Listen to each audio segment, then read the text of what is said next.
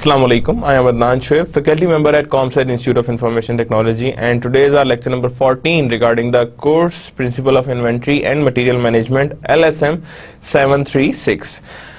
Again last time हमने जो start किया तो वो था प्रोडक्शन एक्टिविटी कंट्रोल, जिसमें हमने देखा था स्केड्यूलिंग कैसे होती है, असाइनमेंट मेथड देखा था। असाइनमेंट मेथड मुझे पता थोड़ा सा डिफिकल्ट है, वो हम एक दफा और दोबारा रिवाइज करेंगे जब हम इंशाल्लाह जब इसकी रिवीजन की तरफ आएंगे।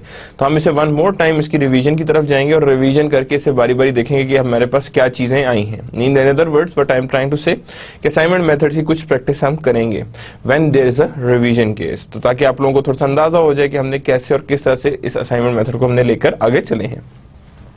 आज हम लास्ट टाइम जो शुरू किया था प्रोडक्शन एक्टिविटी कंट्रोल, जिसमें हमने स्केड्यूलिंग थोड़ा सा देखा था, प्रोडक्शन एक्टिविटीज कैसे मैयर होती हैं, क्या होता है उसके अंदर, किस बेसिस पे मैयर हो रही होती हैं, किस तरह से उनके लीड टाइम्स एडजस्ट हो रहे होते हैं एंड ऑल दैट। हमने डिफरेंट उसमें आइटम्स को एडजस्ट किया था, जज किया था और उसके बाद हम उसे आगे लेकर चले थे कि हमने कितना और कैसे इसे आगे लेकर मूव करना है। आज भी प्रोडक्शन एक्टिविटी कंट्रोल की ही बात करेंगे बिकॉज अभी चैप्टर कंप्लीट नहीं हुआ था, वो हाफ चैप्टर था। Now we are moving further towards the complete chapter. अब कंप्लीट चैप्टर को देखेंगे हमारे पास कंप्लीट चैप्टर किस तरह का है और कैसे वेरी कर रहा है और किन बेसिस पे वेरी कर रहा है।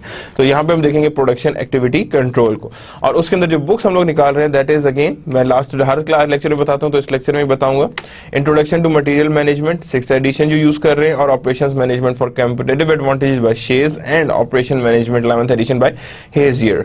यानी ये सारी की सारी हमने बुक्स इसमें यूज कर रहे हैं, जिससे हम लोगों ने ओवरऑल यू कैन से मटेरियल आपको इसमें से मिल जाएगा जो इनमें यूज हो रही है। जो नॉर्मली जो मेन कोर्स चल रहा है वो that is introduction to material management से ही चल रहा है कि इंट्रोडक्शन टू मटेरियल मैनेजमेंट क्या है और किस तरह से वो वर्कआउट करती है। So we are starting with the production activity control. पहले देखते हैं ऑब्जेक्टिव्स क्या क्या हैं। ऑब्जेक्टिव्स में इस दफा देखेंगे that is what is sequencing. Sequencing की लास्ट टाइम भी हमने डिस्कशंस की थी। लास्ट टाइम हमने ये डिस्कशंस की थी कि हमने ये देखा था कि उसमें हमारे पास सीक्वेंसिंग के अंदर क्या चीजें इन्वॉल्व है, how the sequence is made. जैसे first come first serve basis देखा था, फिर हमने देखा था इसमें आगे फर्दर उसमें एडजस्ट करते हुए हमने देखा था first come first serve basis के बाद that shortest operation next, and then there are many different methods जो हम लोग यूज करते हैं। उसके बाद हम लोग उसे आगे लेकर चलते रहे, फिर ड्यू डेट्स को भी देखा था। सीक्वेंसिंग वहीं से चली थी। आज सीक्वेंसिंग को थोड़ा सा और डिटेल में देखेंगे कि सीक्वेंस होता क्या है। लास्ट टाइम हम लोगों ने देखा था लास्ट लेक्चर में कि स्लैक जो था वो हमने आइडेंटिफाई किया था कि दैट दिस वर्ड एग्जिस्ट, लेकिन एक्चुअल मीनिंग ऑफ स्लैक क्या था that we are going to see, कि एक्चुअल किस तरह से स्लैक वर्क करता है और किन बेसिस पे स्लैक वर्क करता है, that we are going to see कि हमने इस स्लैक को कैसे और किस तरह से मेजर करना है या देखना है या किस तरह से आइडेंटिफाई करना है। लास्ट टाइम हमने स्लैक निकाला था एक्टिविटीज के साथ और फार्मूला भी यूज किया था। एक और रूल होता है जिसे हम कहते हैं जॉनसन्स रूल्स, वो देखेंगे इसमें क्या होता है, उसका रोल क्या है, that is also being a part of this sequencing का पार्ट होता है। मॉनिटरिंग को डिटेल में देखेंगे, मॉनिटरिंग में क्या क्या चीजें किन किन बेसिस पे इन्वॉल्व हैं, कैसे इन्वॉल्व हैं, और मॉनिटरिंग को हमने वन बाय वन हर चीज को आइडेंटिफाई करना है कि मॉनिटरिंग क्या क्या चीजें लेके चलती है और किन किन बेसिस पे चल रही होती है। एडवांस प्लानिंग एंड स्केड्यूलिंग, कि एडवांस प्लानिंग और स्केड्यूलिंग कैसे किस तरह से और किन बेसिस पे करनी है, एडवांस प्लानिंग और स्केड्यूलिंग किस तरह से करनी है। What is the advance planning and scheduling, यानी advance level of planning and scheduling क्या है और वो किस तरह से होनी है, यानी एडवांस प्लानिंग एंड स्केड्यूलिंग किस तरह से होनी। नेक्स्ट देखेंगे टीओसीज क्या होते हैं। टीओसी टेबल ऑफ कंटेंट्स हम पढ़ते रहे, लेकिन यहाँ देखिएगा ये टीओसीज क्या है। जब हम जाएंगे इस पोर्शन तक तब आपको आइडिया हो जाएगा कि एक्चुअली मैं टीओसीज किसे कह रहा हूँ या क्या चीज है जिसे हम कह सकते हैं that is known to be as a TOC, table of contents. Scheduling procedure, scheduling procedure क्या है, स्केड्यूलिंग कैसे करनी है, किन बेसिस पे करनी है, कैसे करनी है, और एम्प्लॉय स्केड्यूलिंग कैसे की जाती है। यानी ये सारी चीजें मिला के हम करेंगे प्रोडक्शन एक्टिविटी कंट्रोल।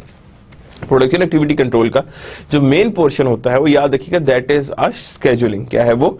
स्केड्यूलिंग। और जैसे जैसे स्केड्यूलिंग होती जाती है वैसे वैसे प्रोडक्शन एक्टिविटी कंट्रोल होती जाती है। यानी production activity control is based on that thing कि आपने शेड्यूलिंग कैसे करनी है, शेड्यूलिंग के बाद किस तरह से उसे आपने मैनेज करना है या आइडेंटिफाई करना है। तो ये सारी चीजें हमने साथ साथ लेके चलनी है और इनको हमने वन बाय वन देखना है कि इसमें हमारे पास क्या क्या चीजें इन्वॉल्व हैं और किस तरह से हमने इनको लेकर आगे या फर्दर प्रोसीड करना है। How we are going to proceed further, कि हमने फर्दर प्रोसीडिंग्स कैसे और किन बेसिस पे लेकर आगे चलनी है। So that is what we are going to see और we are going to try कि हमारे पास क्या क्या चीजें किस तरह से इन्वॉल्व होती हैं और किन बेसिस पे इन्वॉल्व होती हैं, दैट वी हैव टू सी, हम इसे देखेंगे कि हमारे पास क्या क्या चीजें इन्वॉल्व हैं और किस तरह से वो इन्वॉल्व हैं और किन बेसिस पे वो इन्वॉल्व हैं।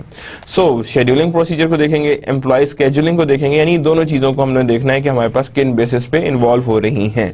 So these are the objectives जो हमने आज इंशाल्लाह इस लेक्चर में कवर करेंगे, जो हमारे बेसिक्स हैं। आई वुड सजेस्ट यू कि आप बुक को रीड साथ साथ करें और उनके एंड न्यूमेरिकल्स को भी अटेम्प्ट करें, because that is a part of your course and that is also being a part of your assignment and that is also being your part of your quiz. So जब ये सारी चीजें आपकी part होती है तो definitely आपको इसके हिसाब से आइडेंटिफिकेशन लेके आगे चलना पड़ता है कि आपको किस लेवल पे क्या एडजस्टमेंट्स रिक्वायर्ड हैं या कितनी एडजस्टमेंट्स आपके पास रिक्वायर्ड होनी चाहिए। So what I am trying to say, do read the book and do attempt the problem.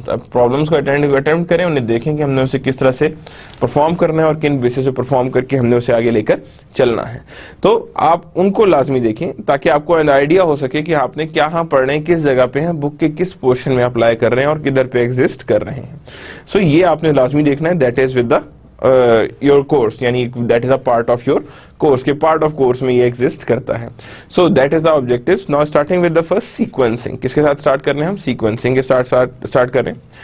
Sequencing, priority job assign to us resources. अब यहाँ क्या है? Prioritize jobs assign to the resources, कि जिन jobs को priority हासिल है। अब मैंने जैसे स्टार्ट में बात की थी कि प्रायोरिटी क्या होती है, किस बेसिस पे एडजस्ट होती है, वो क्या है? प्रायोरिटी होती है। प्रायोरिटी का मीन होता है कि that is the importance of a job relative to other, that is known to be as a priority. Priority jobs assign to a resource, यानी कि रिसोर्सेज को प्रायोरिटी जॉब्स के हिसाब से ही हम असाइन करते हैं रिसोर्सेज को।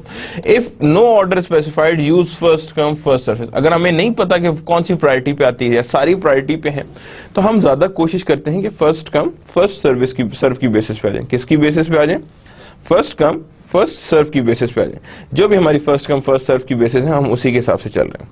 अदर सीक्वेंसिंग रूल जो लास्ट टाइम हमने पढ़े थे, कौन से? First come first serve basis, last come first serve, earliest due date, high customer priority, similar required setup, slack, CR का smallest critical ratio, SPT and LPT। यानी पहले हमने 2 या 3 4 पढ़ी थी। Now we are studying how much? We are studying almost 10 to 11 sequencing techniques. मैं इसीलिए कह रहा था कि हम लोग अब सीक्वेंसिंग को थोड़ा सा डिटेल में जाके देखेंगे। क्या करेंगे हम? थोड़ा सा डिटेल में जाके देखेंगे कि हमारे पास सीक्वेंसिंग किस तरह से एडजस्ट हो रही है और किस तरह से आइडेंटिफाई हो रही है। And that is a very important thing कि हमने देखना है।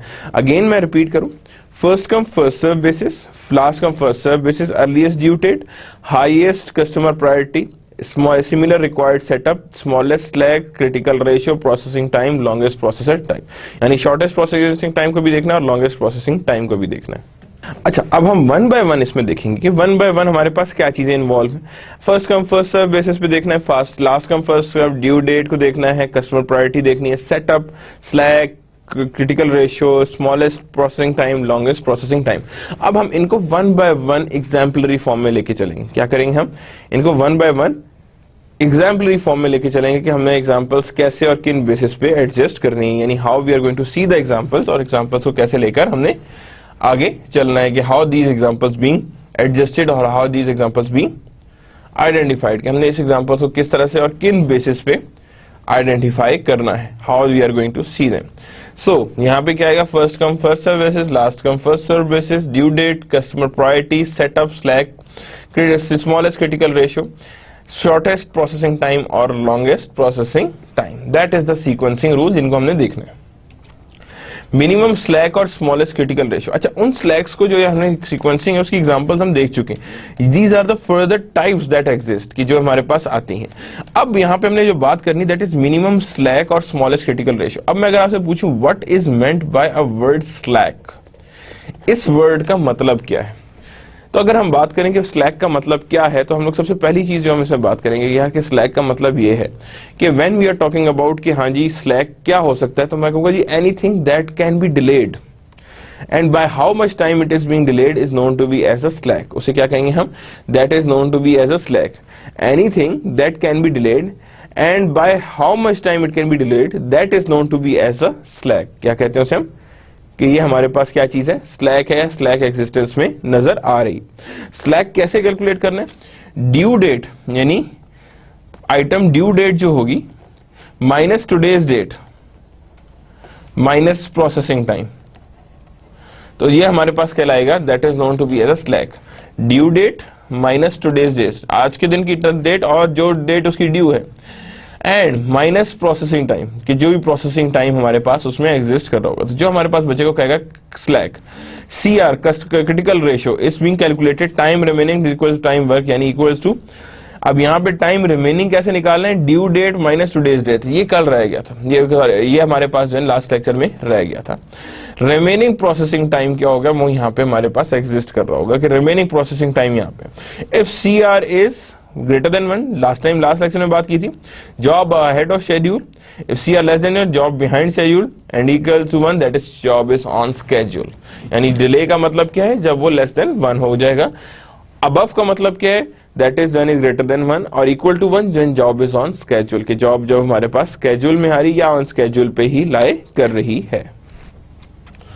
Sequencing, now the next thing is sequencing jobs through one process, यानी सीक्वेंस करनी जॉब को थ्रू वन प्रोसेस, एक प्रोसेस से सीक्वेंस करनी है। सबसे पहला फ्लो टाइम कंप्लीशन टाइम, क्या आ रहा है, flow time completion time, time for job to flow through system, यानी उतना टाइम जिसमें जॉब जो है वो फ्लो कर सके थ्रू सिस्टम्स, यानी सिस्टम्स के थ्रू वो फ्लो कर सके, जितना भी हमारे पास सिस्टम आ रहा है। तो that means flow time completion time जो भी होगा, यानी कि जितना हमारे पास टाइम है, तो job flow through the system, जो आपका पूरा प्रोडक्शन सिस्टम है उस दौरान जितनी आपके पास सिस्टम फ्लो करेगा, मींस टू से one place to another place जितना फ्लो करेगा, तो उसे कहेंगे time for job flow through system, कि जो फ्लो करेगा वो थ्रू सिस्टम, या सिस्टम के थ्रू जितना फ्लो करके वो आगे जा सकता है।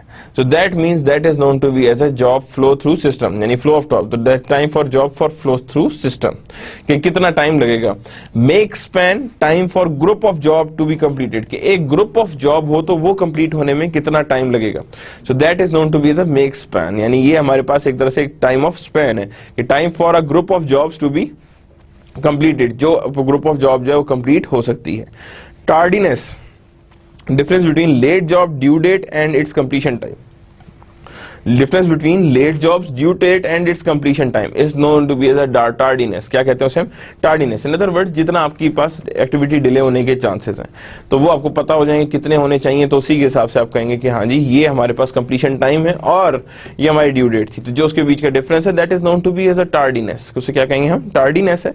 और ये हमारे पास एक तरह से यू कैन से कि जितना डिले आना है, how much delay that can exist, कि कितना डिले हमारे पास एग्जिस्ट कर सकता है। Difference between the late job and due date and its completion time, कि कितना टाइम में ड्यू डेट है और कितना उसमें कंप्लीशन टाइम में एग्जिस्टेंस आ रही है, तो that is known to be as a tardiness. ऐसे क्या कहते हैं हम, कि ये हमारे पास एक तरह से टार्डीनेस है और टार्डीनेस के हिसाब से हम उसे आगे लेकर चल रहे हैं, कि that how it would very और हाउ इट वुड वर्क, कि किस तरह से हम इसे लेकर आगे चल सकते हैं। So that is known to be as a tardiness. तो अब हमने हर चीज को आइडेंटिफाई कर लिया, flow time, makespan, tardiness, यानी each and every item would be discussed and completed in this form. Simple sequencing rule, बहुत सिंपल सीक्वेंसिंग रूल्स हैं। जॉब्स यहाँ पे क्या हुई, लिस्ट हुई है ABCDE, processing time 5, 10, 2, 8, 6, due dates 10, 15, 5 to 12, 8। अब प्रोसेसिंग टाइम के हिसाब से देखूं तो यहाँ पे अगर मैं कहूं जी शॉर्टेस्ट प्रोसेसिंग टाइम, क्या कहूं मैं, शॉर्टेस्ट प्रोसेसिंग टाइम, के जो शॉर्टेस्ट प्रोसेसिंग टाइम है वो कितना है या कितने लेवल पे एग्जिस्ट करता है शॉर्टेस्ट प्रोसेसिंग टाइम। तो मैं अगर सबसे शॉर्टेस्ट प्रोसेसिंग टाइम की बात करूं तो फर्स्ट ये एक्टिविटी होगी, देन ये एक्टिविटी होगी, देन ये एक्टिविटी होगी, देन ये एक्टिविटी होगी एंड देन ये एक्टिविटी होगी। अगेन लॉन्गेस्ट प्रोसेसिंग टाइम की बात करूं, किसकी बात करूं, लॉन्गेस्ट प्रोसेसिंग टाइम की बात करूं तो पहले ये एक्टिविटी होगी, फिर ये एक्टिविटी होगी, फिर ये एक्टिविटी होगी, फिर ये एक्टिविटी होगी फर्स्ट वाली एंड देन ये एक्टिविटी होगी। ड्यू डेट भी आ गई। अब यहां पे क्या है, ड्यू डेट, कि किसकी अर्लीस्ट ड्यू डेट है, तो पहले हम इसकी करेंगे, फिर इसकी करेंगे, फिर हम इसकी करेंगे, फिर हम इसकी करेंगे और फिर हम इसकी करेंगे। तो यानी longest processing time, shortest processing time, और ड्यू डेट्स भी लॉन्गेस्ट और शॉर्टेस्ट दोनों ही साथ साथ लेके हम चलेंगे कि how these are being adjusted, how they are being identified, कि लॉन्गेस्ट प्रोसेसिंग टाइम को भी देखना है और हमने साथ साथ ही शॉर्टेस्ट प्रोसेसिंग टाइम को भी देखना है कि हमारे पास शॉर्टेस्ट प्रोसेसिंग टाइम कितना एग्जिस्ट कर रहा है और किन बेसिस पे एग्जिस्टेंस में आ रहा है या किन बेसिस पे एग्जिस्ट करता है। तो that is how the sequencing rules effect, यानी ये हमारे पास क्या है, that is a part of sequencing rules, कि हमने सीक्वेंसिंग किस तरह से करनी है और किन बेसिस पे करनी है, how the sequencing being performed and how the sequencing being adjusted. अब यहाँ सिंपल सीक्वेंसिंग स्टार्ट टाइम क्या है जी इसका देखें, ए एक्टिविटी 0 से स्टार्ट हो रही है, 5 पे आ रही है, 5 से 15 10 डेज ले रही है, फिर सी से डी 17 डेज और फिर 25 डेज। प्रोसेसिंग टाइम इसका कितना था जी, दैट इज 5 डेज। तो हमने क्या किया, 0 से 5 डेज ए होती रहेगी, उसके बाद 10 डेज अगला था तो 15 तक यहाँ गई है, फिर उसके बाद 2 डेज उसका था 17 और फिर 8 डेज था, तो यहाँ पे हमने कहा जी that is of from 17 to 25 और कंप्लीशन टाइम इसका 5 10 एंड 31 इधर तक हमारे पास एग्जिस्टर है। ड्यू डेट्स हमारे सामने है, टार्डीनेस इसमें देखते हैं। पहले तो मैं बनाऊंगा लाइन। अब यहाँ लाइन कैसे बनेगी, 0 से स्टार्ट हुआ 5th डे तक, तो ये मेरे पास ए हुई, उसके बाद बी यहाँ से 15 प्लस 10 15 होता है ना, तो 15 डेज हो गए यहाँ पे, तो ये हमारे पास हुई बी। उसके बाद हमारे पास 2 डेज की है हमारे पास कौन सी, सी, तो जिसने हम यहाँ पे 17 पे एंड किया। और उसके बाद हमारे पास है डी, डी आ रही है, तो यहाँ पे हमारे पास डी एग्जिस्ट कर। अब यहाँ पे देखें यहाँ क्या हो रहा है, 0 से 5 ए हो गई है, 5 से 15 बी हो गई है, 15 से 17 सी हो रही है और सी यहाँ पे हमारे पास एग्जिस्ट कर रही है यहाँ पे डी पे। अब डी हमारे पास हो रही है that is 17 to 25 that is of D और यहाँ कंप्लीशन हो रही है ई की। यानी अगर आपको मैं दोबारा एक और तरीके से बनाने की कोशिश करूं तो मैं ये भी कर सकता हूं कि मैं कहूं जी कि दैट इज द एक्टिविटी ए जो यहां से स्टार्ट होकर यहां पे एंड हो रही है। कितनी हो रही है, यहां पे एंड हो रही है, 5 डेज लग रहे हैं। फिर हमारे पास बी से सी चल रही है जो 10 ऊपर जाने तो 15 डेज पे आ गई है। फिर सी चल रही है और सी का कितना टाइम था हमारे पास processing time, that is of 2। तो यहां पे मेरे पास मैं कहूंगा जी इसके बाद 17 डेज के बाद वो यहां पे पूरी हो रही है, 17 डेज हो रहे हैं, 17 डेज यहां पे हो गए। और डी को हमारे पास कितना चाहिए, that is of almost again तकरीबन 25 डेज हो जाएंगे, यहाँ पे 25 डेज आ गए और 25 के आगे 6 डेज लाए तो हमारे पास आए जी 31, दैट इज 31। तो यानी हमारे पास 25 डेज है और उसके बाद क्या है हमारे पास 31 आ गया। तो यहाँ पे हमारे पास ई एग्जिस्टेंस में आ गई, क्या आ गई हमारे पास, E is on the existence side और ई हमारे पास एग्जिस्ट कर रही। तो यानी ये सीक्वेंस है और इसी सीक्वेंस को हमने देखना है।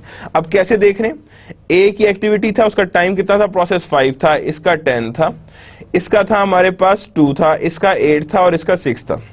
5 था, यहां कंप्लीट हुई तो फिर 5 प्लस 10 15 हुआ, यहां पे 15 लिख दिया हमने, 15 हो गया, 15 प्लस 2 17 हो गया, 17 प्लस 8 25 हो गया और 25 प्लस 6 दैट इज अगेन 31। कितना आ रहा है हमारे पास, दैट इज 31। तो यानी हमारे पास 1 by 1 हर चीज इसमें रिकॉर्ड हो रही है कि how we are going to record it and how we are going to adjust it, कि हमने ये चीजों को देख रहे हैं और इसको हमने आइडेंटिफाई करते जा रहे हैं।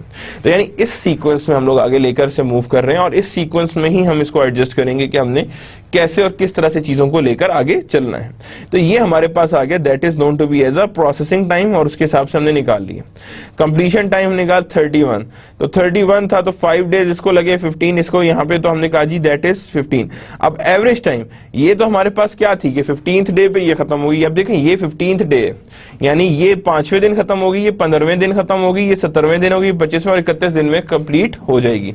तो 93 डिवाइड बाय 5 यानी कितनी एक्टिविटीज थी, 5 एक्टिविटीज। तो हमने कहा जी ऑन एवरेज क्या आ रही है, दैट इज 18.60। कितनी आ रही है हमारे पास, 18.60 के हमारे पास इतनी 18.60 की हमारे पास एवरेज आ रही है। ऑन एवरेज हमारे पास एक एक्टिविटी 18.6 दिन में कंप्लीट हो रही है। ड्यू डेट्स क्या है, इसकी 10वें दिन है, इसकी 15वें दिन है, इसकी 5 दिन है और इसकी 12 और इसकी 8, यानी कि ये हमारे पास ड्यू डेट्स आ रही हैं कि इसकी ड्यू डेट्स हमारे पास कैसे एग्जिस्ट कर रही हैं। 5 दिन, अब यहाँ देखें तो टार्डीनेस नहीं है, पहले खत्म हो रहा है यहाँ पे। अब यहाँ पे टार्डीनेस आ रही है कि जिस एक्टिविटी ने 5 दिन में खत्म होना चाहिए वो कब हो रही है खत्म, 17वें दिन में खत्म हो रही है। तो इसका मतलब 12 दिन का टार्डीनेस इसमें नजर आ रही है। 12 यहाँ है, 25 यहाँ है, तो 13 दिन की अगेन टार्डीनेस नजर आ रही है। 8 दिन में खत्म होना है, वो 31वें दिन खत्म हो रहा है, तो यहाँ पे हमारे पास भी यहाँ पे 23 दिनों की टार्डीनेस नजर आ रही है। क्या नजर आ रही है हमें कि इतनी हमारे पास टार्डीनेस एग्जिस्ट करी या इतनी टार्डीनेस हमारे पास रह रही है या इतनी टार्डीनेस हमारे पास कंप्लीशन की तरफ जानी रहती है। तो यानी जो हमारे पास टोटल आई तो हमने कहेंगे जी 48 डिवाइड बाय 5, तो ऑन एवरेज 9.6 डेज की टार्डीनेस एग्जिस्ट कर रही है। यानी कितने डेज की एग्जिस्ट कर रही है, 9.6 डेज की हमारे पास to be very exact tardiness exist कर रही है। जो टार्डीनेस हमारे पास नजर आ रही है या होनी चाहिए या वो यू कैन से कि एग्जिस्टेंस में है। सो दैट मीन्स कि हमारे पास इतनी टार्डीनेस नजर आ रही है या इतनी टार्डीनेस हमारे पास एग्जिस्टेंस में है। So that is now known to be as a simple sequencing rule के इसमें first come first serve basis, जो पहले है यानी ये एक्टिविटी पहले है तो हमने इसको पहले ही रखा है, ये दूसरे नंबर पे दूसरे पे ही रखा है, इसे तीसरे नंबर पे तीसरे पे ही रहने दिए, इसको चौथे नंबर पे चौथे पे रहने दिया, इसको पांचवें नंबर पे है तो हमने पांचवें नंबर पे ही रहने दिया है। यानी the one that is on the existence on that level, specifically जिस लेवल पे एग्जिस्टेंस है तो उसी लेवल पे उसे एग्जिस्टेंस पे रहने दिया, उसे हमने चेंज नहीं किया। जैसे जैसे वो चेंजेस आनी चाहिए थी वो चेंजेस नहीं आई, उन्हें अपनी जगह पे ही एग्जिस्टेंस पे रहने दिया, उसमें कोई भी चेंजेस हम लोग एज सच लेकर नहीं आए हैं कि जो उसमें चेंजेस आनी चाहिए थी। So that is the first come first serve. अब यहाँ पे सीक्वेंस चेंज होगा तो डेफिनेटली ये जितनी एवरेजेस हैं और टार्डीनेस है ये भी चेंज हो जाएगी, बिकॉज जब आप first come first serve basis के अलावा स्टार्ट टाइम को देखना शुरू कर देंगे या प्रोसेसिंग टाइम को देखना शुरू कर देंगे तो इसकी ओवरऑल सीक्वेंसिंग चेंज हो जाएगी या वेरी कर जाएगी, यानी इसकी सीक्वेंसिंग डिफरेंट हो जाएगी या वेरी कर जाएगी on the basis of what we are going to see, कि जितना हमने इसमें देखना है या आइडेंटिफाई करना है। So that is the case जब हम लोग कहते हैं कि हाँ जी इसकी टार्डीनेस को हमने देखना है या इसको टार्डीनेस को हमने डिफाइन करना है। तो that is average completion time भी निकाल लिया और हमने कि टार्डीनेस यानी इसमें टार्डीनेस कितनी एग्जिस्टेंस के चांसेस हैं that we have already discussed कि हमारे पास कितनी होनी चाहिए या कितने एग्जिस्टेंस में आने चाहिए। So that is known to be as a simple sequencing rule, that is FCFS, यानी कि FCFS जो भी हमारे पास सीक्वेंसिंग रूल था हमने उसको लेकर आगे चले, दैट इज FCFS कि ये हमारे पास जी सीक्वेंसिंग रूल है और सीक्वेंसिंग रूल हमने इस तरह से ही आगे लेकर चलना है, that were the way it would B, यानी जिस वे में इसने होना चाहिए था उसी वे में हम इसे सीक्वेंस करके आगे लेकर चले हैं कि दैट इज द केस, और इसी केस के हिसाब से हम उसे आगे लेकर मूव कर रहे हैं। तो सिंपल सीक्वेंसिंग रूल्स कौन से, first come first serve basis, यानी first come first serve basis में ये एग्जिस्टेंस में नजर आ रही है या आइडेंटिफाई हो रही है।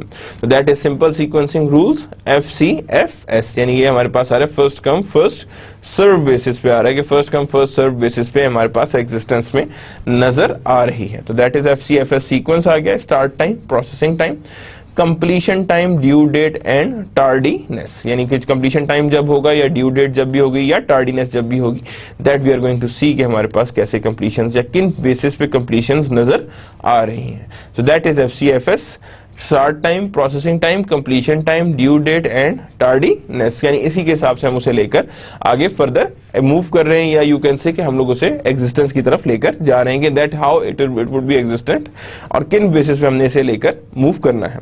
तो दैट मीन्स कि हर सीक्वेंसेस के हमें एवरेज निकालनी है, हर सीक्वेंस के हमने टार्डीनेस निकालनी है और उसकी कंप्लीशन और प्रोसेसिंग इसी पैटर्न में देखना है। किसमें देखना है, इसी पैटर्न में देखना है। You would try on your own note copies और whatsoever if you have anything in front of you, तो आप इसको वन बाय वन करके से अटेम्प्ट भी कर सकते हैं कि आप एक सीक्वेंसिंग चेक करें, फिर दूसरी सीक्वेंसिंग चेक करें, फिर तीसरी सीक्वेंसिंग चेक करें, फिर चौथी sequencing, one by one her sequencing को चेक करें।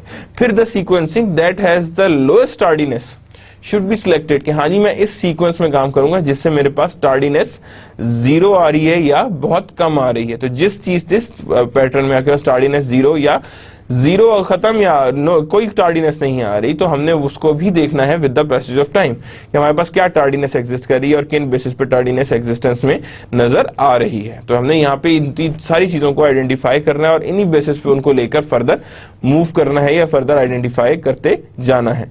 सो that is known to be as a tardiness, और सिर्फ टार्डीनेस को हम आगे लेकर चलेंगे और इन्हीं को लेकर आगे आइडेंटिफाई करेंगे।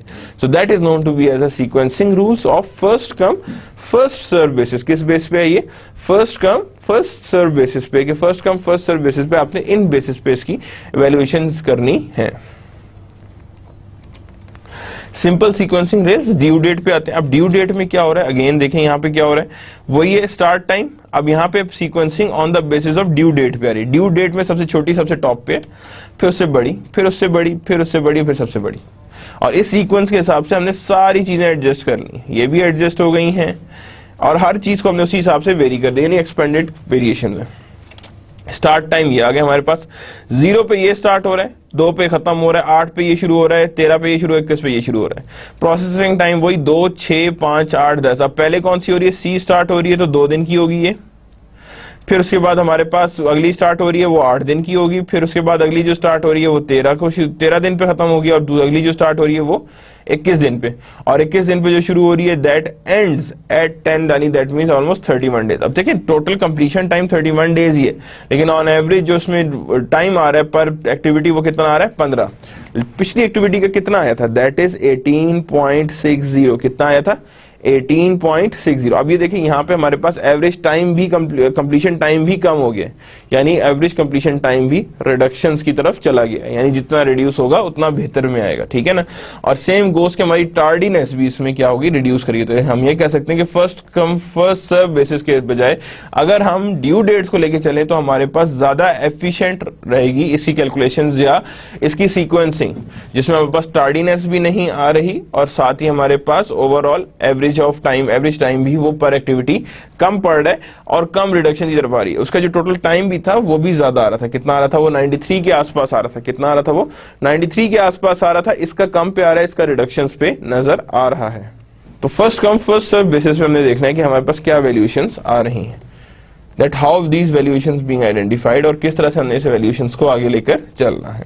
तो यानी ये हमारे पास सीक्वेंसिंग रूल आ रहा है जिसे हम कहते हैं ड्यू डेट। क्या कहते हैं इसे हम, ड्यू डेट सीक्वेंसिंग। कि हमारे पास सीक्वेंसिंग तो है but on the due date purpose. किस पर्पस पे, that is on the due date purpose के ड्यू डेट पर्पस के हिसाब से इसकी सीक्वेंसिंग चल रही है या आइडेंटिफाई हो रही है। तो सीक्वेंसिंग हमने इन्हीं की बेसिस पे करनी है और इसी तरह ही हमने आइडेंटिफाई करके सीक्वेंसिंग को फर्दर आगे लेकर जाना है कि हमारे पास ये सीक्वेंसिंग आनी चाहिए और इसी को हम लोग फर्दर मूव कर रहे हैं लेकर। So simple sequencing rules, due dates आ रही हैं, क्या आ रही है हमारे पास, ड्यू डेट आ गई है और ड्यू डेट्स के हिसाब से हमने इसकी सीक्वेंसिंग कर ली है। अब नेक्स्ट चीज जो हमारे पास चल रही है that is of sequencing based on slack. किस पे सीक्वेंसिंग बेस करिए, दैट इज ऑन स्लैक। कि स्लैक के हिसाब से हमारी सीक्वेंसिंग कितनी आ रही है और कैसे एग्जिस्ट कर रही है। अब स्लैक में हमेशा कैसे निकालते थे, अगर मैं बैक स्लाइड पे जाऊं तो हम जरा देखते हैं स्लैक का क्या फार्मूला था।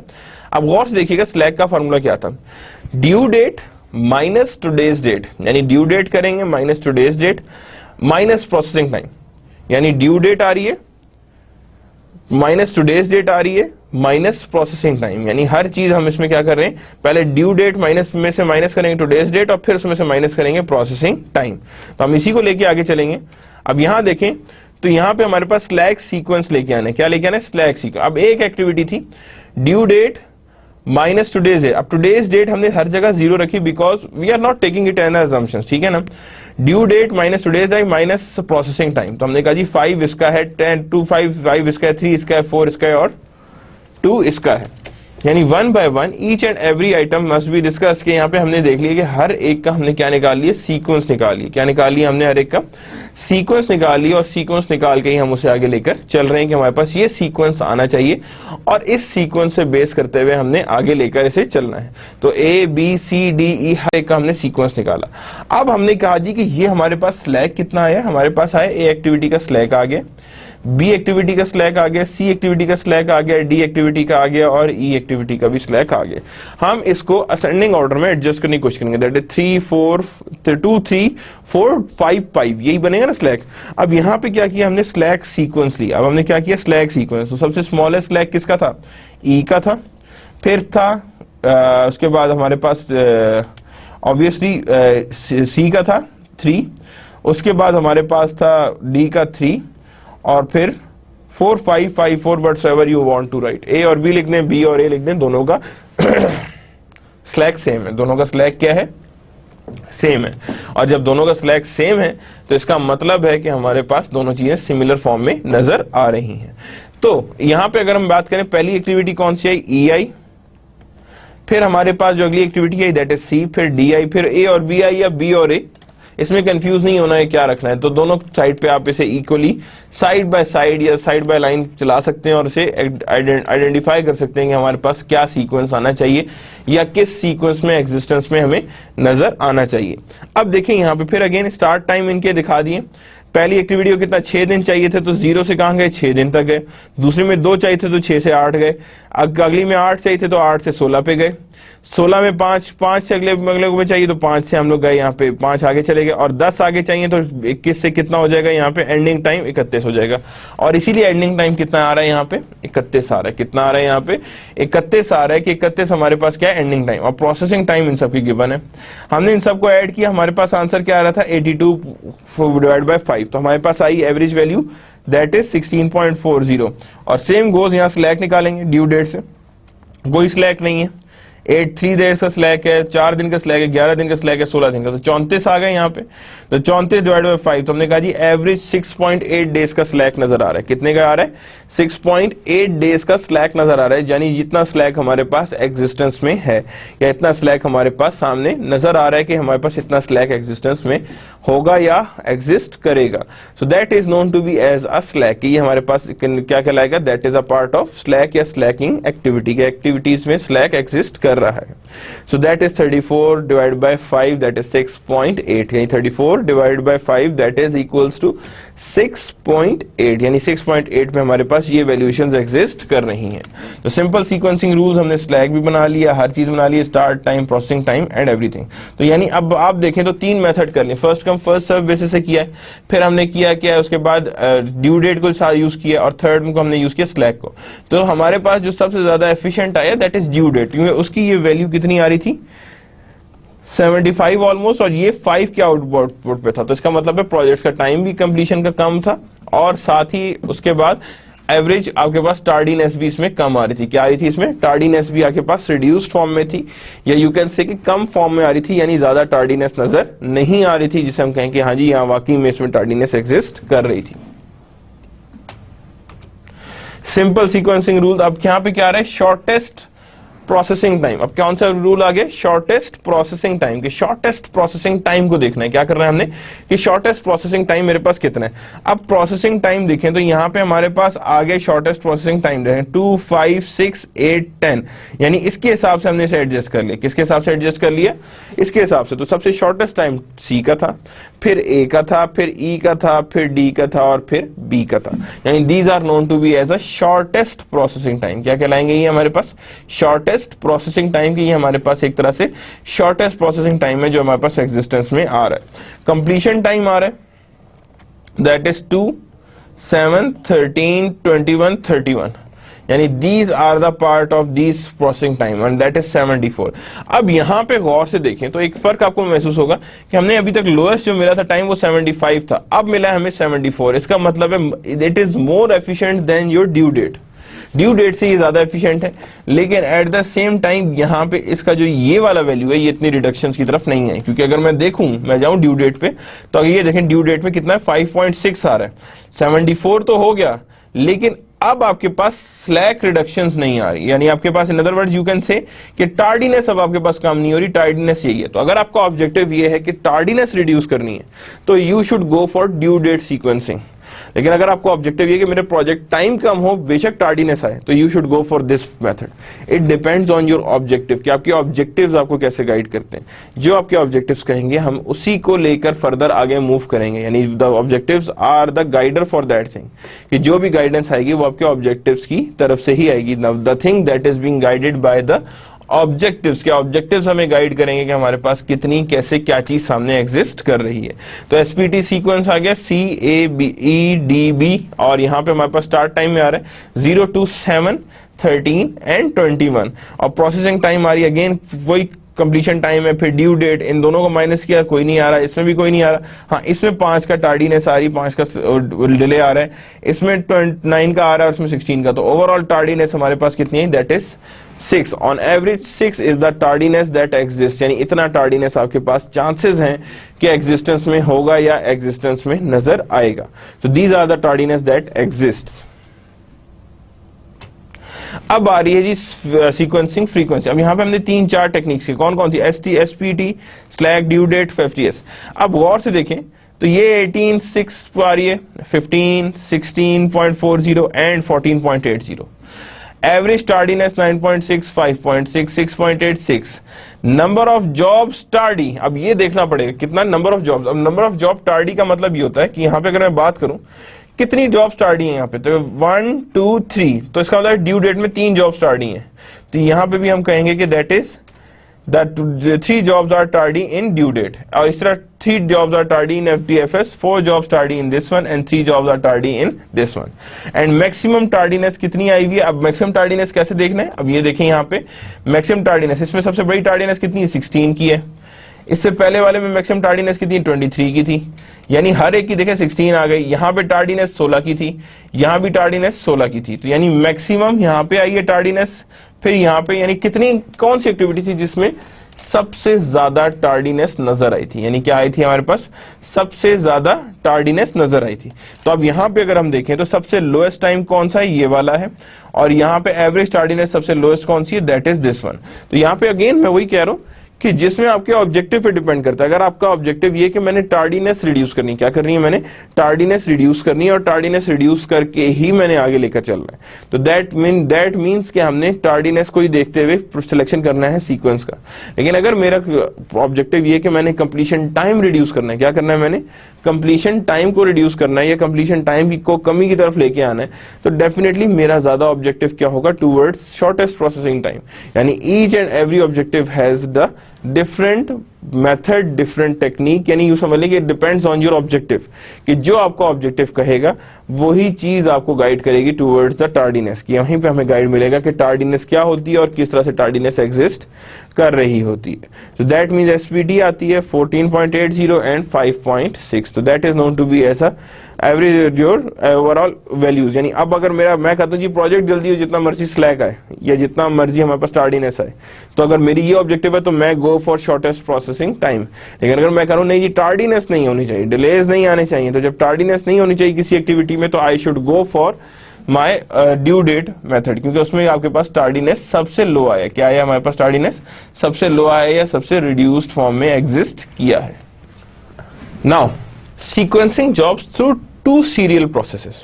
अब कई दफा होता ये कि आप अब देखिए लास्ट टाइम अगर मैं कहता हूं कि सपोज आपने कहा जी ठीक है जी, अगर आपका प्रोजेक्ट कंप्लीशन टाइम कंप्लीट करना पहला ऑब्जेक्टिव है तो ठीक है, you should go for it for क्या नाम है शॉर्टेस्ट प्रोसेसिंग टाइम। लेकिन अगर मेरा ऑब्जेक्टिव है टार्डीनेस तो I should go for lowest tardiness, तो मैं कहूंगा I should go for due dates.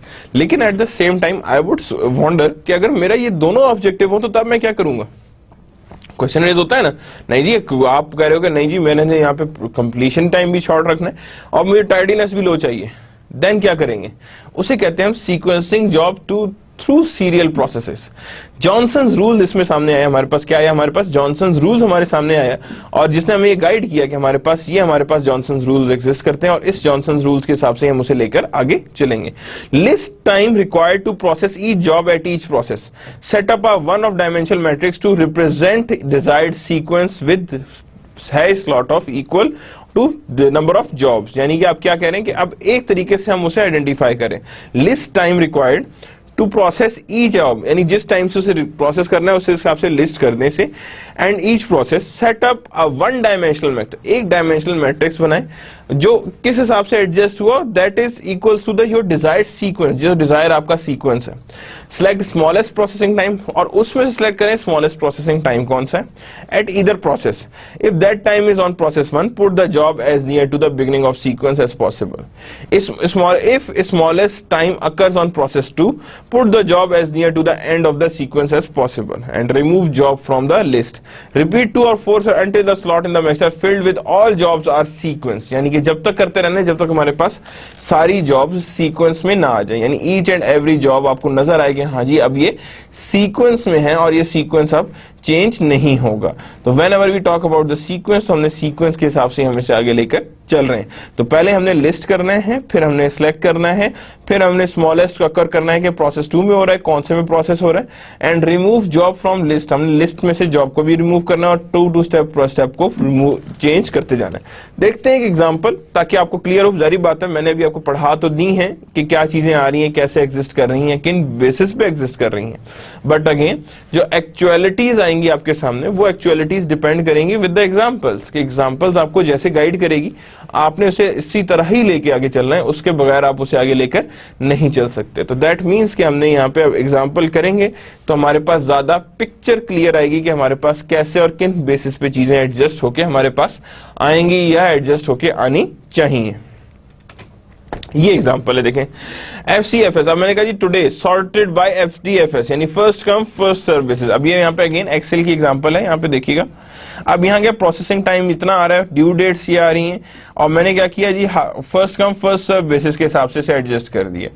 अब यहाँ कैलकुलेशंस की हैं first come first serve basis के हिसाब से, तो मेरे पास प्रोसेसिंग टाइम यही आ रहा है 18.6 और 9.6 जो आपके पास ऑलरेडी था सीक्वेंसिंग विद एक्सेल के साथ, ठीक है ना, एक्सेल के हिसाब से कर लिया था हमने। और यही आ रही है हमारे पास, ये टार्डीनेस इतनी आ रही है, नंबर ऑफ शॉर्ट टार्डी और मैक्सिमम टार्डीनेस इतनी हमारे पास एग्जिस्टेंस में नजर आ रही है। जॉनसन्स क्या कहते हैं, अब देखें यहां क्या कह रहा है। अब जॉनसन्स रूल निकाल रहा है प्रोसेस 1 है और प्रोसेस 2 है, यानी दो प्रोसेस है हमारे पास। हमने किया ये, हमने कहा जी अच्छा ठीक है, अब प्रोसेस 1 और प्रोसेस 2 है। हमने कहा जी अब सबसे लोएस्ट प्रोसेस किसका है, ये है तो 1। अब उसके बाद अगली चीज हमारे पास जो आ रही है लोएस्ट क्या है वो 2 है, और फिर इसमें लोएस्ट आगे क्या है 3 आ गया, और इसी तरह हमारे पास वेरी कर रहा है, और इसी के हमारे पास कहने 2 आ गया यहाँ पे, और इस तरह यहाँ पे 3 आ गया, और यहाँ पे कौन सा आ गया 4 आ गया, और यहाँ हमारे पास 5 आ गया। अब आपको ये समझ नहीं आ रही होगी किया क्या इसने। अब मैं बताता हूँ इसने किया क्या। हम अपनी एग्जाम्पल को ना लेके चले, क्या ख्याल है, हम अपनी एग्जाम्पल को लेके चलते हैं। हमारे पास दो चीजें आई थी, क्या आई थी हमारे पास, एक आया था ड्यू डेट के हिसाब से एडजस्टमेंट आई थी, क्या आई थी हमारे पास, एक तरह से ड्यू डेट के हिसाब से एडजस्टमेंट आई थी जिसमें हमने ड्यू डेट के हिसाब से एडजस्ट किया हुआ था, और एक हमारे पास एडजस्टमेंट आई थी on the basis of your overall, जिसे हम कहते हैं कि वैल्यूएशंस आ रही थी हमारे पास किस बेसिस पे आ रही थी। तो मैं यहाँ पे पहले एक्टिविटीज डालता हूँ ABCD और E, यहाँ डाल दिया मैंने। इसी के साथ मैं आगे लगता हूँ, दो डायग्राम्स बनाता हूँ, ठीक है ना। अब मैं कहता हूँ कि जब मेरे पास एक था, हमारे पास आया था ड्यू डेट से, और एक आया था हमारे पास SPT से। किससे आया था हमारे पास, ड्यू डेट से आया था, और दूसरा क्या आया था हमारे पास SPT से आया था कि SPT हमें क्या कह रहा है और किस तरह से हमारे पास लेकर चल रहा है। अब ड्यू डेट का अगर मैं प्रोसेसिंग टाइम निकालूं, क्या निकालूं, ड्यू डेट का प्रोसेसिंग टाइम निकालूं, तो मैं जरा बैक स्लाइड पे जाता हूं ताकि आपको नजर आए। तो यहां पे देखें तो हमारे पास जो ड्यू डेट का हमारे पास प्रोसेसिंग टाइम आया था दैट इज लाइक दैट, यानी ड्यू डेट का ये प्रोसेसिंग टाइम था, क्या था 265,810। क्या आया था हमारे पास प्रोसेसिंग टाइम 265,810, यानी ये हमारे पास प्रोसेसिंग टाइम आ रहा था कि ये हमारे पास एग्जिस्टेंस में है। तो अब यहां देखें तो इसमें अब हमारे पास क्या आ रहा है 265,810 ही आ रहा है हमारे पास, और उसी के हिसाब से हम प्रोसेस कर रहे हैं। अब यहां पे क्या आ रहा है हमारे पास 6,865, यानी उसी के हिसाब से हम उसे एडजस्ट कर देंगे, तो दैट इज 265,810। क्या आ गया हमारे पास 265,810। दूसरे में देखते हैं SPT रूल में, SPT रूल में देखते हैं तो हमारे पास आता है यहाँ पे क्या चीज आ रही है, अब गौर से देखें प्रोसेसिंग टाइम 256,810। अब यहाँ पे हमारे पास क्या आ रहा है 256,810, यानी ये हमारे पास एग्जिस्टेंस में आ रहा है कि ये हमारे पास एग्जिस्ट कर रही है, ठीक है ना। तो यहाँ पे हमारे पास आ गया दैट इज दिस मच, यानी 265,810 यहाँ पे हमारे पास आ रहा है। तो यानी इन अदर वर्ड्स, अब 1 सेकेंड मैं एक दफा देख लूं, 256,810 256,810, यानी यही हमारे पास एग्जिस्टेंस में आ रहा है कि प्रोसेस 1 क्या है, प्रोसेस 2 क्या है, और प्रोसेस, यानी हर प्रोसेस को हमने उनके ऑप्टिमल प्रोसेसेस से मेजर करा दिया। क्या करा दिया हमने, मेजर करा दिया कि हमने कहा जी ये प्रोसेस 1 है, ये प्रोसेस 2 है, यानी कि हमारे पास कितनी हमारे पास एग्जिस्टेंस में नजर आ रही है, कितनी हमारे पास आ रही है। और यही हमारा जॉनसन रूल कहता है, list the time recorded to process each job at each process, set up a one-dimensional method to present desired sequence of the job। यानी हर प्रोसेस से रिलेटेड आपको एक प्रोसेस से बताना पड़ेगा कितनी हमारे पास एग्जिस्ट कर रही, और यही हमारे पास क्या था, दैट इज हमारे पास कि जॉब्स थ्रू सीरियल प्रोसेसेस के जो सीरियल प्रोसेसेस में चल रहे हो। हमने इस प्रोसेस में देखा तो हमने कहा जी इन दोनों में से कौन सा लोअर है, दैट इज 6। कौन सा लो है, दैट इज 6। हमने उठाया 6 को A के लिए डाल दिया। उसके बाद हमारे पास अगली चीज जो आ रही है, अब हमने कहा जी उसके बाद B के लिए क्या है हमारे पास 11 और 6 कौन सा लो है, तो हमने कहा जी 6 को पिक करें, तो B के लिए हमने क्या किया 6 को पिक कर लिया। देन उसके बाद हमारे पास 7 और 3 में से लो कौन सा है, हमने कहा जी 3 लो है, तो हमने C के लिए 3 लो पिक कर लिया। और D के लिए 9 और 7 में से कौन सा बड़ा है, दैट इज D के लिए हमने 7 पिक कर लिया। और E के लिए 5 और 10 में से कौन सा बड़ा है, दैट मींस 5 हमने पिक कर लिया। यानी इन दोनों प्रोसेसेस में से हमने शॉर्टेस्ट को आइडेंटिफाई कर लिया, और शॉर्टेस्ट को आइडेंटिफाई करके हम आगे लेकर चल पड़े कि हमने किस तरह से इनको आइडेंटिफाई करना है, that how we are going to identify the shortest. तो हमने यहाँ पे कहा जी EADBC है हमारे पास, ये हमारे पास वैल्यूएशंस बनी जो हमारे पास बननी चाहिए थी या जो हमारे पास डेवलप हुई है, या जो हमारे पास डिजायर्ड सीक्वेंस है, हमने उस डिजायर्ड सीक्वेंस के हिसाब से इसे लेकर आगे चल रहे हैं कि हमने इसे इस सीक्वेंस में लेकर आगे मूव करना है। अब EADBC, अब यहाँ पे क्या EADBC आ रहा है, तो पहले क्या करेंगे यहाँ पे EAD, और यहाँ पे हम कहेंगे जी, और यहाँ पे हमारे पास B कहाँ है जी, दैट इज ऑफ B और दैट इज ऑफ C, यानी जो जिस प्रोसेस से हो रही है हम उसको चार्ज करेंगे। जैसे बैक पे जाता हूं तो EAD किसका है यहाँ पे, तो EA यहाँ पे किससे है हमारे पास, दैट इज 5 और 6, यानी 5 और 6 हमारे पास प्रोसेस 1 से, तो प्रोसेस 1 में कर दिया, EA कर दिया हमने यहाँ पे, और उसके बाद हमारे पास क्या स्टार्ट हो रहा है, D स्टार्ट हो रहा है, क्या स्टार्ट हो रहा है, D, और D के लिए हमें कितने दिन चाहिए, 7 डेज चाहिए, 7 डेज। तो हमने क्या किया, यहाँ पे हमने लगा दिया जी 11 to 20, कितना लगा दिया हमने, 23 to 30 लगा दिए, कि हमने कहा जी इतना टाइम हमारे पास आएगा, और यहाँ पे हमने D जो है वो एज इट इज रहा, C इधर ही रहा। मींस हर एक प्रोसेस में देख लें तो हमारे पास नजर आ रहा होगा कितना आइडल टाइम है। स्टार्ट वाले में ये वाला आइडल टाइम एग्जिस्ट कर रहा है, और इस सेकंड वाले में ये आइडल टाइम है, ये आइडल टाइम है, और ये आइडल टाइम है, यानी ये सारा है। तो कंप्लीशन टाइम कितना आ रहा है, दैट इज 41, और आइडल टाइम निकालूं तो 5 days plus 1 debt plus 1 debt plus 3 days, तो यानी हमारे पास टोटल आइडल टाइम कितना आ रहा है, दैट इज 10, यानी टोटल आइडल टाइम हमारे पास जो एग्जिस्टेंस में नजर आ रहा है दैट इज 10 डेज नजर आ रहा है, जो हमारे पास टाइडल रहेगा, यानी जिसके ऊपर हमारे पास कोई कंट्रोल्स या कोई वैल्यूएशंस नजर नहीं आएंगी, या जो हमारे पास वैल्यूएशंस हैं वो एग्जिस्टेंस में नहीं नजर आएंगी। तो that means these are known to be as a idle time. क्या कहेंगे हम, ये एक तरह से हमारे लिए आइडल टाइम है। उसके बाद देखें जॉनसन्स रूल्स में आ रहा है, प्रोसेस 1 2 हमने किया, हमने सीक्वेंस बनाया, सीक्वेंस हमारे पास ये आ रहा है, अगेन वहां पे आया तो हमारे पास कहा जी मेक स्पेंस कितना है जी हमारे पास, that is of overall 41 days, कितना आ रहा है हमारे पास, दैट इज ऑफ 41 डेज, जो अभी हमने निकाला था, और उसी मेथड को हमने एक्सेल पे लगाया कि कौन सा वाला आ रहा है, तो दैट इज ऑफ 41 डेज। तो 41 डेज हमने कहा जी ये हमारे पास प्रोसेस है, और इसी हिसाब से हम चल रहे हैं कि हमारे पास इतना प्रोसेस एग्जिस्ट करेगा, क्योंकि हमारे पास भी यही प्रोसेसिंग हो रही है कि हमारे पास कितना कंप्लीशन टाइम है, तो completion time is 41 days, because दोनों को ऊपर नीचे दोनों मिला के जो हमारे पास कंप्लीशन आ रही है दैट इज 41, हम 38 को नहीं कह सकते, तो दैट इज टोटल 41 डेज आ रही है। और ये हमने एक्सेल के थ्रू प्रोवाइड किया है कि हमने एक्सेल के थ्रू इसे किस तरह से परफॉर्म करना है, या किस तरह से परफॉर्म करके हमने इसे आगे लेकर चलना है।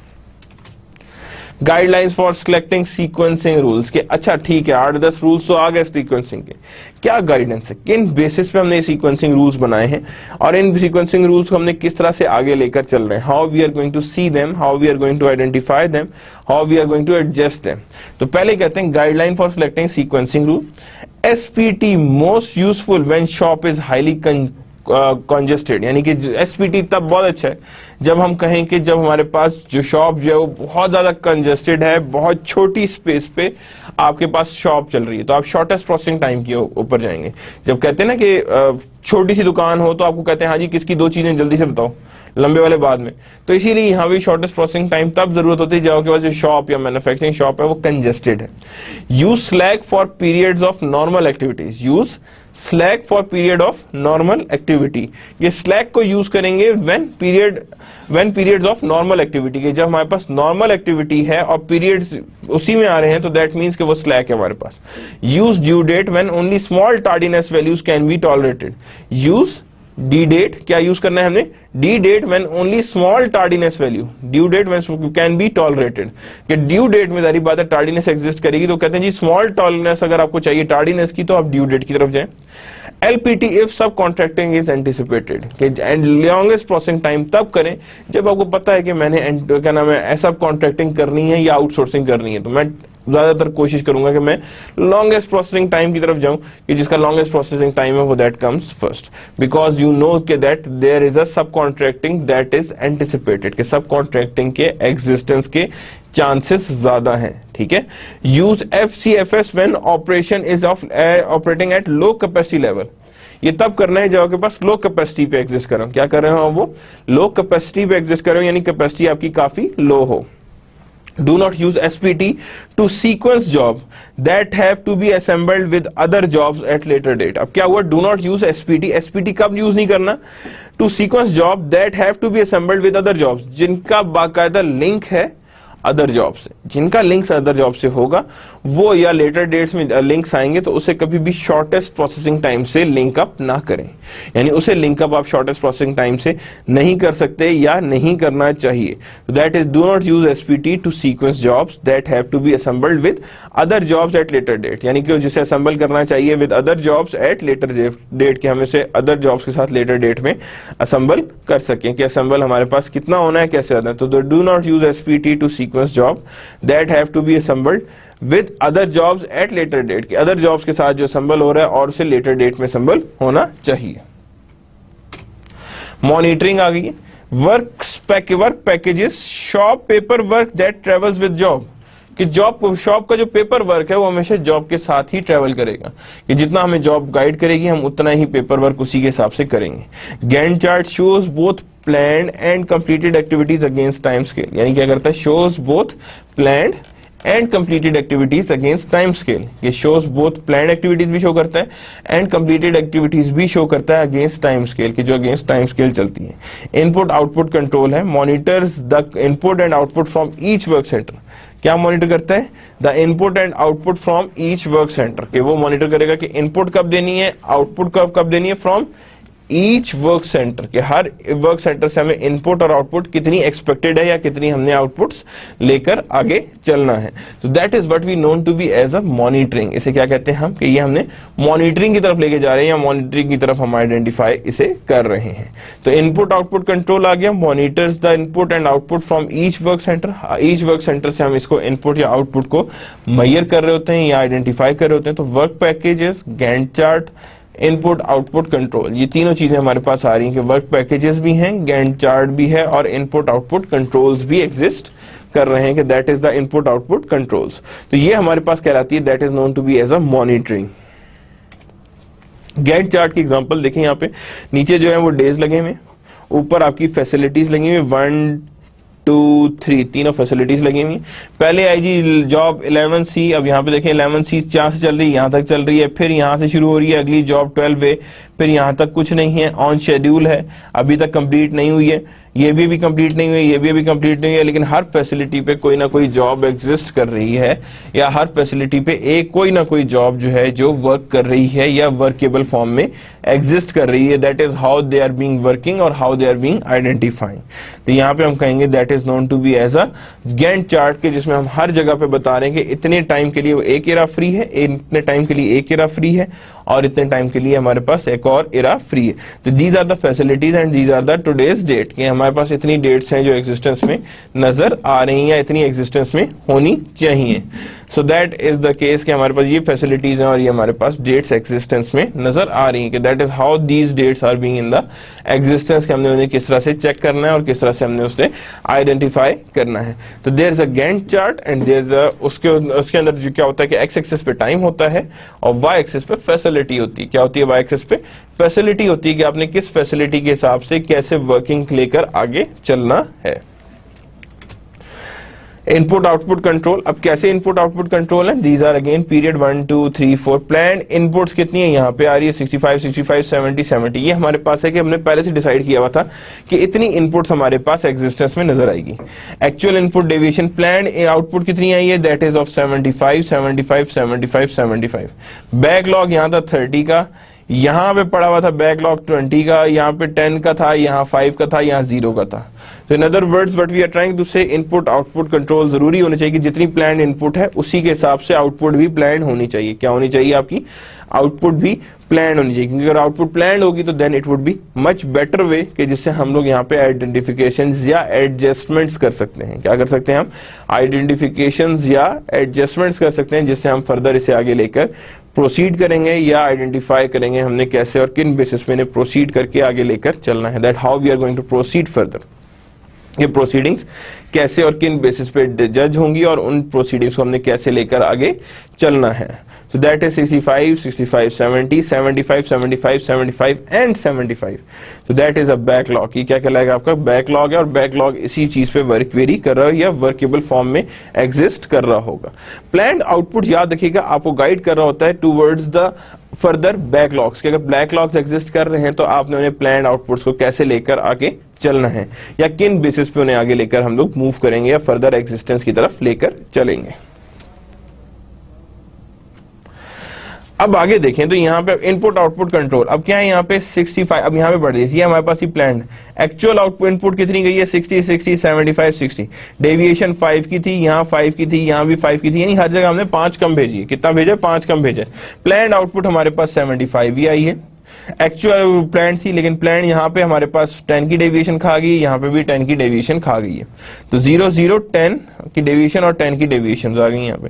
बैकलॉग कितना है गौर से देखें तो यहाँ पे कितना है 30 का था, यहाँ 15 का था, यहाँ 0 एंड अगेन 0, तो यानी हर एक की प्लान आउटपुट्स इनपुट्स और आउटपुट्स चेंज हो रही हैं या with the passage of time इसमें वेरिएशंस नजर आ रही हैं कि that is input output control variations. Excels for input and control, अब यही काम when we are going to do on the Microsoft Excel, तो what we are trying to say again planned actual deviations आ गई, planned output actual output deviations आ गई, और उसी के हिसाब से that we have generated the backlogs, तो बैकलॉग उसी के हिसाब से जनरेट हो गया कि कितना कितना हमारे पास बैकलॉग एग्जिस्ट करेगा। तो बैकलॉग आया उसमें that is again 30 15 and then there is no excel calculation deviations and backlog, कि जो बैकलॉग है वो हमेशा एक्सेल ही कैलकुलेट करेगा डेविएशंस एंड बैकलॉग। और यूजर इनपुट्स क्या होंगी? Planned and actual values. कितनी होंगी? प्लान्ड एंड एक्चुअल वैल्यूज होंगी जो इनपुट और आउटपुट कंट्रोल्स को आपको आइडेंटिफाई करेंगे कितना आपके पास इनपुट और आउटपुट कंट्रोल्स एग्जिस्ट कर रहे हैं या एग्जिस्टेंस में नजर आ रहे हैं।